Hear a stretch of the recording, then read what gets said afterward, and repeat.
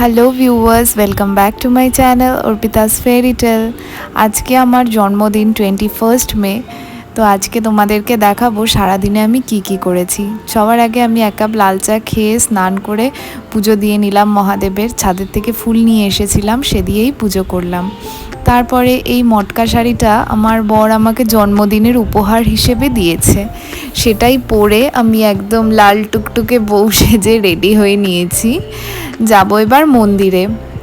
Unfortunately ওর অফিসের কাজে খুবই ব্যস্ততা থাকায় আজকে দিনটাও ছুটি নিতে পারেনি, সেই জন্য আমি আমার শ্বশুর মশাইয়ের সাথে মন্দিরে গিয়েছি।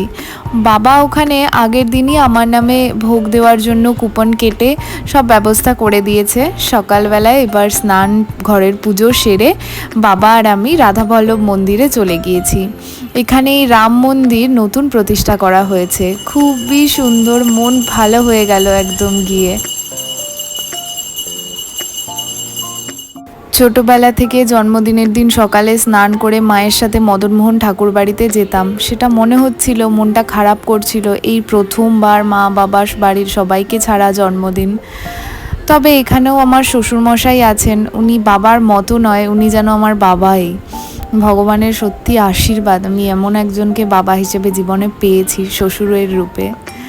আমি আর বাবা এসেছি, পুজো দিলাম, ভোগ নিলাম, এইবার যাব বাড়ি।